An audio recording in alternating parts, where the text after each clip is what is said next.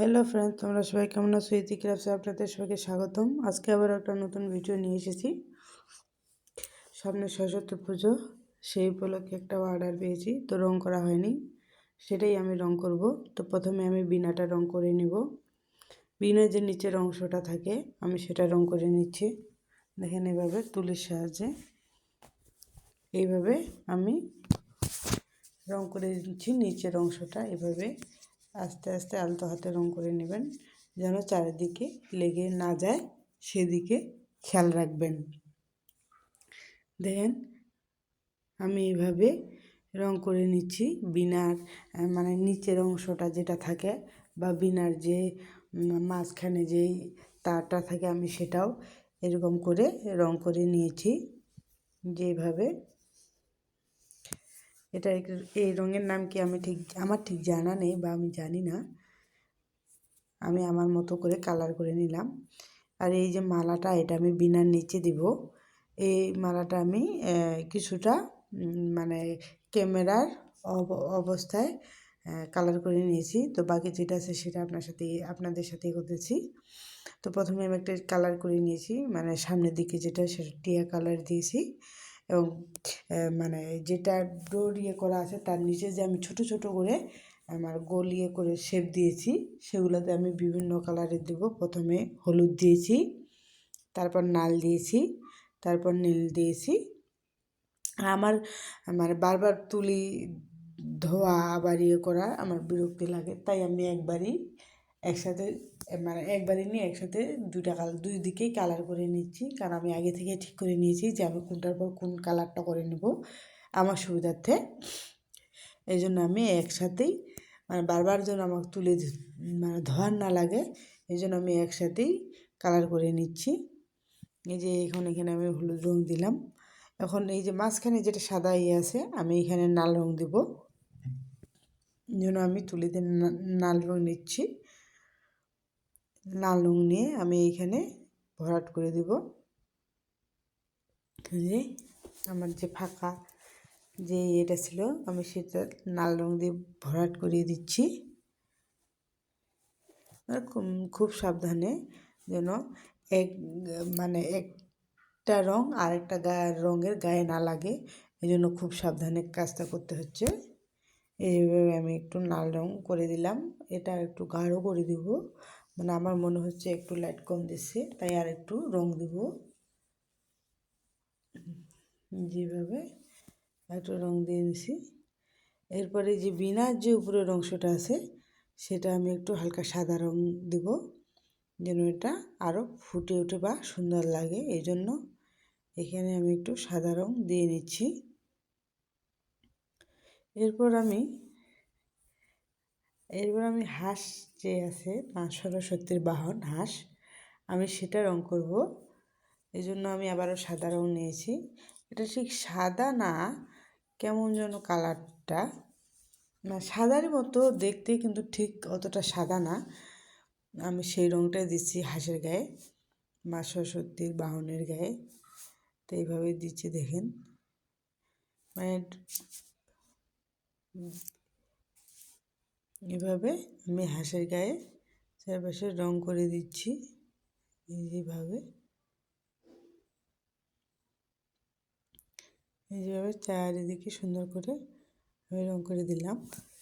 এখন যে নিচের অংশটা আছে আমি সেটা রং করব। এটা আমি পদ্ম ফুল দিয়েছি, পদ্ম ফুলের শেপের মালা, মানে মা সরস্বতী বাহনের নিচে বিনার নিচে যেটা দেবো সেটা পদ্ম ফুলের শেপ দিয়েছি। তো পদ্ম ফুল নীল জলের উপর ভালো লাগে, তাই আমি নিচের অংশটা নীল কালার করে নিচ্ছি। যেভাবে আস্তে আস্তে খুব সাবধান করে আমি এটা নীল কালার করিয়ে নিচ্ছি। পদ্ম ফুল নীল জলের উপর ভালো লাগে, মানে আমার কাছে ভালো লাগে, তাই আমি এটা নীল কালার করি। আপনারা আপনাদের পছন্দ মতো দিতে পারেন, সমস্যা নেই, যার যেটা ভালো লাগে। এখানে আমার নীল রঙটা আমার কেন যেন মনে হচ্ছে যে নীল কালারের উপর পদ্ম ফুলের এটা খুব ভালো উঠবে বা ভালো ফুটবে, তাই আমি নীল রং দিচ্ছি। এইভাবে নীল রং সুন্দরভাবে আমি দিয়ে নিলাম। এখন যে পাপড়িগুলো আছে এই পাপড়িগুলো আমি কালার করব। দেখেন এই পাপড়িগুলোটা আমি এমন একটা কালার করেছি, এটা কিন্তু ঠিক সাদা না, পদ্ম ফুলের যেই রং আমি সেই ঠিক সেভাবেই করতেছি। এই কালারটা মানে পাওয়া যায় না, এটা তৈরি করতে হয়। আমি এখানে সাদা লাল মিক্সড করে তৈরি করেছি কালারটা, তার জন্য এরকম হয়েছে, মানে লালও না সাদাও না। দেখেন আমি এখানে সাদা কালারটা বেশি, মানে বেশি পরিমাণে দিয়েছি, লাল কালারটা একটু হালকা পরিমাণে দিয়েছি। এই যে এইভাবে আমি পদ্ম ফুলের যে রং আমি এইভাবে মানে যে কটা পাপড়ি আছে সব কটাতে এভাবে রং করে দেব। এই যে এইভাবে রং করেছি। এবং পদ্ম ফুলের নিচে যে দেখবেন যে পদ্ম ফুলের নিচে পাপড়ির নিচে যে কিছুটা অংশ গাঢ় থাকে, গাঢ় থাকে, তার জন্য আমি এই যে নিচের সাইড দিয়ে ওই অংশটা একটু গাঢ় করে দিচ্ছি। এটাও আমি মিক্সড করেছি, এটা আমি মিক্সড করেছি লাল আর সাদা। তো এখানে লালের পরিমাণটা, লাল রঙের পরিমাণটা বেশি ছিল। এইভাবে আমি প্রত্যেকটা রং করে পদ্ম ফুলের মালার শেপ দিলাম। যেটা আমার রং করা প্রায় শেষ। এখন আমরা চলেন এই যে গয়নাটা যে আমরা এগুলো সবগুলো যে একখানে লাগাবো সেটা এখন বানিয়ে নেবো। এই জন্য আমার এরকম একটা বোর্ড লাগবে, আর লাগবে এরকম একটা কাপড়। আমি মানে মোটা কাগজটা একটা গোল শেপ দিয়ে কেটে নিয়েছি। এখন এটা আমরা এই কাপড়টার এখানে লাগিয়ে নেব।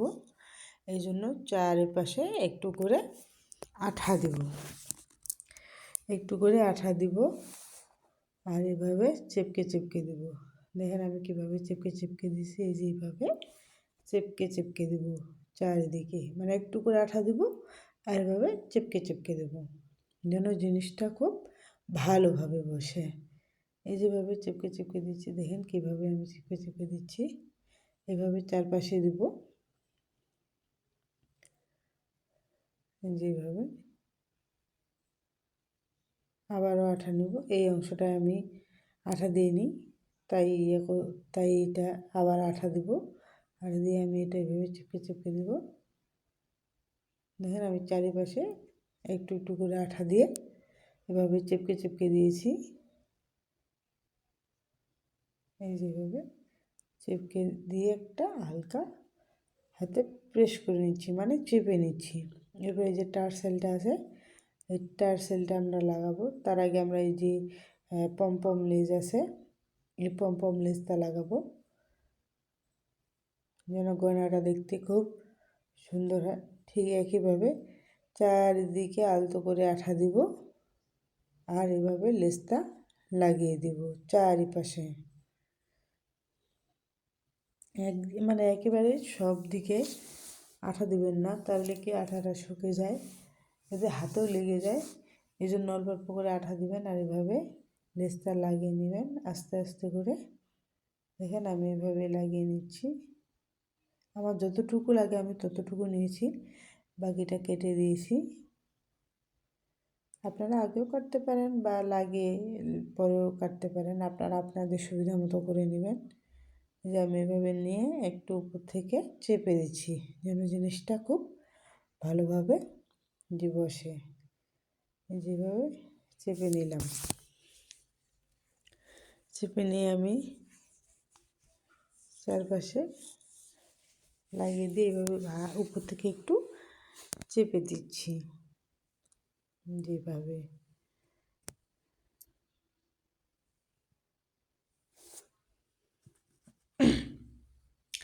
এরপর আমরা এখানে গয়না যে ইয়াগুলো মানে মা সরস্বতীর বাহন বা বীণা যেই বসাবো, তার জন্য আগে থেকে আমি একটু একটু বসিয়ে নিয়েছি, মানে কোনটা কোন জায়গায় বসবে বা বসালে ভালো লাগবে আমি সেভাবে বসিয়ে নিয়েছি। এখন এই যে হাঁসের গায়ে আঠা লাগিয়ে আমি এখানে হাঁসটা মা সরস্বতীর বাহন হাঁস এটা এভাবে বসিয়ে দিচ্ছি। এই যে আস্তে করে বসিয়ে দিলাম, মানে আমি আমার সুবিধা মতো করে নিয়েছি। আপনারা আপনাদের যেরকম সুবিধা হবে আপনারাও ঠিক সেভাবে নেবেন। এখন আমি ওই যে হাঁসের নিচে যে বিনাটা দেব, সেই বিনাটাতে আঠা লাগিয়ে দিয়েছি এবং মালাটাতেও আঠা লাগিয়ে আমি এভাবে বসিয়ে দিচ্ছি। এই যে এভাবে বসিয়ে দিচ্ছি, আঠা লেগে হালকা করে বসিয়ে দিয়ে উপর থেকে একটু চেপে নিচ্ছি। এরপর নিচের অংশে যেটা আমি দিব আমি সেটাতেও আঠা লাগিয়ে নিয়েছি, এইভাবে বসিয়ে দিয়েছি। এখন আমরা এখানে টার্সেল লাগাবো। তো টার্সেল লাগানোর চারদিকে আঠা দিয়ে নিয়েছি এবং আঠা দিয়ে নিয়ে এইভাবে টার্সেলটা বসিয়ে দিয়েছি এবং উপর থেকে যেই আরেকটা এই বোর্ডের মানে গয়নার সাইজে আরেকটা অন্য কাপড় কেটে নিয়েছি। কেটে নিয়ে আমি এটার উপরে এখন সুন্দর করে বসিয়ে দিচ্ছি যেন পিছনের কাগজটা দেখা না যায়, এই জন্য এটা এভাবে ঢেকে দিচ্ছি। যেভাবে সুন্দর করে ঢেকে দিচ্ছি। আর আমার এই চ্যানেলটা যদি আপনাদের ভালো লেগে থাকে তাহলে অবশ্যই লাইক, কমেন্ট, শেয়ার এবং সাবস্ক্রাইব করবেন, পাশে থাকা বেল আইকনটি বাজিয়ে দেবেন এবং আমি যেন কোনো ভিডিও দিই সেটা যেন আপনারা পান, এই জন্য